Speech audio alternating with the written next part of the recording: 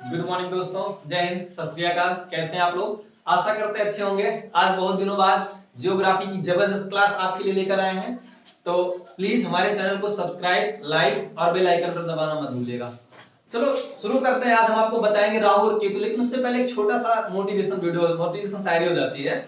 जब तक जब जब भी तुम्हारा हौसला आसमान तक जाएगा, जब भी तुम्हारा हौसला आसमान तक जाएगा, याद रखना कोई ना कोई तुम्हारे पंख काटने जरूर आएगा। तो ठीक है, इस मोटिवेशन शायरी के साथ हम आगे बढ़ते हैं। आज हम आप लोग को पढ़ाएंगे राहु और केतु। राहु और केतु आपने बचपन में बहुत से सुना होगा कि राहु किसी कुंडली में राहु पहुंच गया, किसी कुंडली में केतु पहुंच गया। इसके पहले मैंने आपको वीडियो में बताया था चंद्रमा के बारे में, चंद्रमा की कलाएं बताई थी।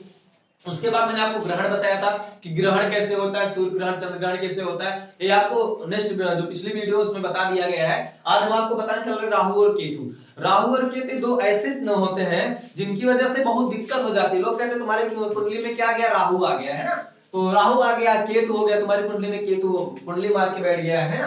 तो वो चीज हम आपको आज बताने चल रहे हैं कि राहु किसे कहते हैं और केतु किसे कहते हैं। उससे पहले छोटी सी कहानी सुनाते हैं आपको राहु और केतु की। देखिए, राहु और केतु एक ही व्यक्ति था। आपने पढ़ा होगा विष्णु पुराण में या महाभारत में कि जब कृष्ण भगवान स्त्री का रूप लेकर अमृत पिला रहे थे, किसको पता है? जब कृष्ण भगवान स्त्री का रूप लेकर अमृत पिला रहे थे, जो अमृत मंथन करने के बाद समुद्र में निकला था, जिसमें देवता भी शामिल थे और राक्षस भी शामिल थे। जब मंथन करने के बाद निकला था, तो विष्णु भगवान ने सबको डिवाइड किया था, बांटा था। तो उसमें कुछ ऐसा था कि एक लाइन में देवता और एक लाइन में राक्षस खड़े थे। सुना होगा आप लोगों ने, एक लाइन में कौन खड़े थे? देवता, और एक लाइन में राक्षस। तो देवता की जो लाइन थी उसमें विष्णु भगवान ने सबसे पहले अमृत पिलाना स्टार्ट कर दिया। तो जब स्टार्ट कर दिया तो इसमें जो राक्षस थे, जो राक्षस था, तो उसको दिमाग में उसकी शंका हुआ कि एक काम करते हैं कि हम उठकर किसकी लाइन में चले जाते हैं? देवताओं की लाइन में, क्योंकि विष्णु भगवान सबसे पहले अमृत किसको पिला रहे थे? देवताओं को। तो इसमें से एक राक्षस बीच में कहां आ गया? देवता की लाइन में। क्या? देवता को रूप लेकर।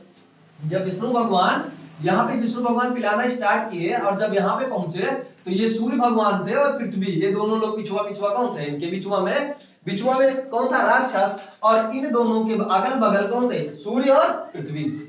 जब सूर्य और पृथ्वी बीच में थे, यहां तक पहुंचे, सूर्य को पिला दिए। उसके बाद कहां पहुंचे? राक्षस को। जब राक्षस को पिलाने लगे तो भाई उसको पिला दिए, तो सूर्य भगवान ने कहा कि ये आपने क्या कर दिया है? तो आपने मतलब नारायण जी, आपने तो बहुत गलत काम कर दिया। बोले कैसे?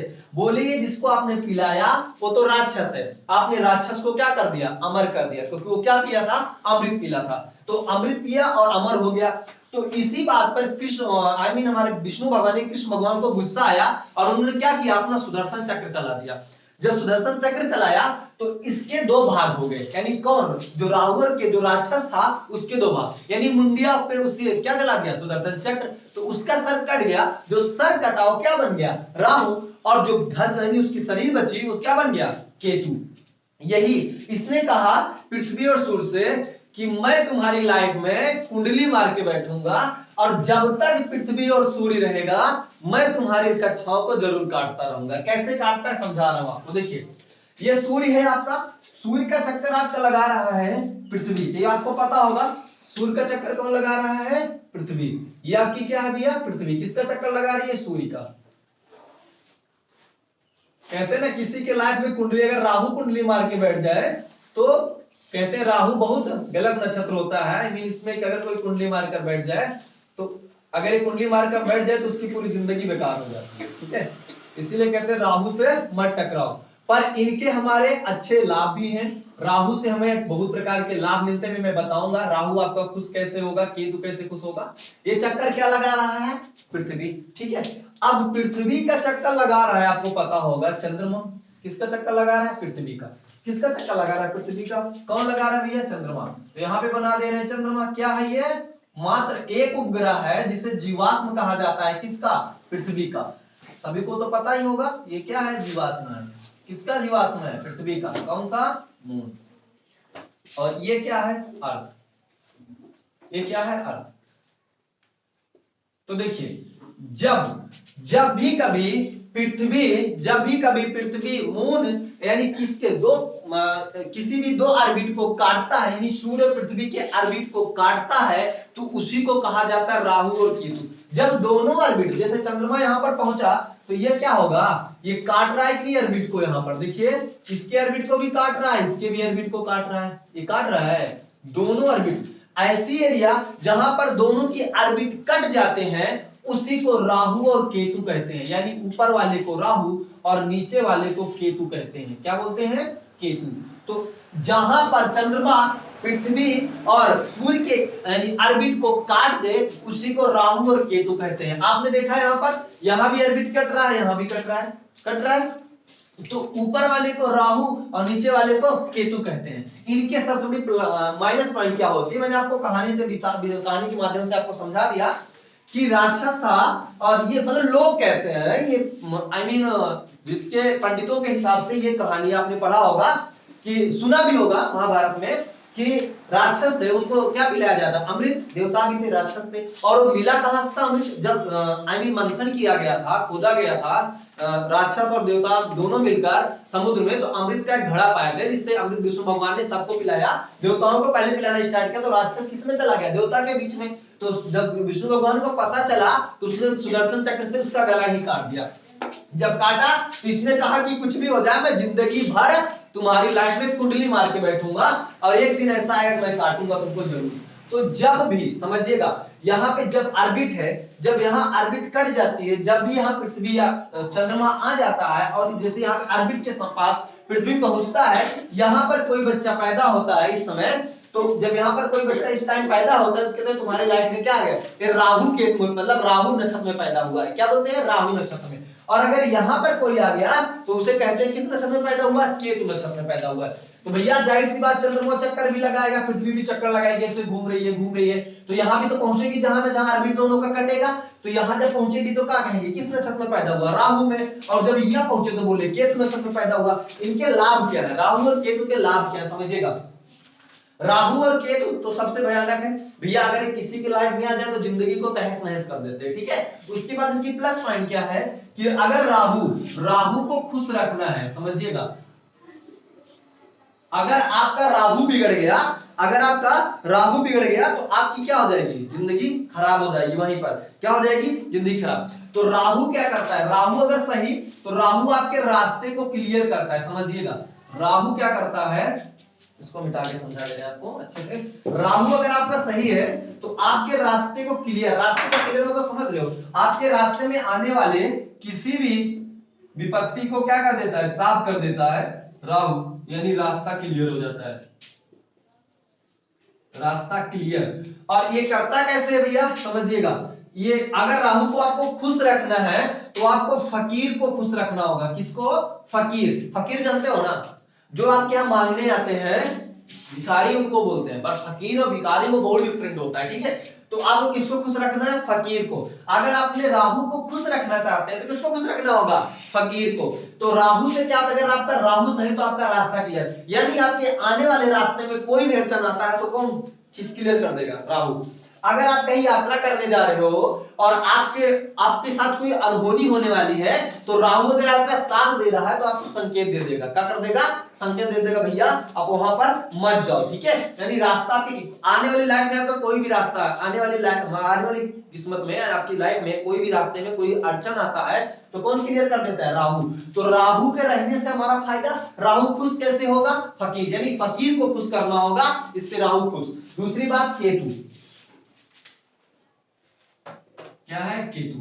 अब केतु का मतलब क्या होता है, ये संकेत देता है, संकेत यानी सचेत लिख दे रहे हैं आपको, क्या कर देगा, सचेत कर देगा, किसी भी चीज के लिए क्या करेगा, सचेत कर देगा, या सचेत समझ लो संकेत के, यानी क्या कर देता है, आपको सचेत कर देता है किसी भी चीज को। और ये खुश कैसे होगा भैया, ये खुश हो जाएगा अगर आपने कुत्ते को खुश किया तो। कुत्ता समझते हो, कुत्ता जानते हो ना, डॉग्स, ठीक है। तो देखिए राहु कैसे खुश होगा, राहु का मेन मुद्दा है क्या, रास्ता आपकी क्लियर कर। अगर आपका राहु अच्छा तो आपके रास्ते में आने वाली अड़चन खत्म। अगर केतु अच्छा तो आपको सचेत कर देगा, जैसे आप कहीं जा रहे हो फ्यूचर में बाइक से या ट्रेन से, अगर कुछ गलत होने वाला होगा तो आपको रोक लेगा केतु। कोई ना कोई बहाने बना लेगा, या कोई आपके घर में बीमार हो जाएगा, या कुछ आपको कुछ हो जाएगा तो आप उस दिन नहीं जाओगे। तो ये अगर आपका केतु सही है तो, अगर बेकार है तो ऐसे जगह गिराएगा कि मुंह सब फुट जाएगा, ठीक है। और ये खुश कैसे होगा? कुत्ता। तो इसीलिए कहते हैं बेजुबान जानवरों को मारना नहीं चाहिए। क्यों? अब आपने देखा होगा कि जो बड़े लोग होते हैं, अमीर लोग, वो किसको पालते हैं? कुत्ते को। कभी गाय को पालता देखा है उन्होंने? नहीं देखा आपने। किसको पालते हैं? कुत्ते को। 1 2 3 बड़े बड़े वैरायटी के कुत्ते लाते हैं, अमेरिका स्विट्जरलैंड से बढ़िया 1 1 लाख के कुत्ते पालते हैं। क्यों? क्योंकि वो अपने केतु को सही करने के लिए। अगर कुत्ता आपका खुश है तो आपकी लाइफ में केतु का कोई दिक्कत नहीं होगी। और केतु अगर किसी के लाइफ में एंट्री कर गया भैया तो पूरी मतलब जिंदगी की तहस नहस कर देगा। तो बात समझ में आ गया? आज से आपको क्या करना है कि राहु को खुश करने के लिए क्या करना होगा? फकीर, आए हुए द्वार पर आए हुए फकीर को क्या करना है? भगाना नहीं है भैया। क्या करना है? भगाना नहीं है। ये तो समझ में आ गया। एक चीज यहाँ पे और बता दे रहे हैं आपको। एक होता है हमारी जिंदगी में सबसे मुद्दा होता है शनि। शनि भगवान अगर किसी से रूठ गए तो शनि भगवान अगर किसी से रूठ गए तो उसकी जिंदगी क्या हो जाती है भैया? बेकार हो जाती है ना। तो शनि जी को हमें मनाना कैसे है? शनि 2 तरीके से मानते हैं।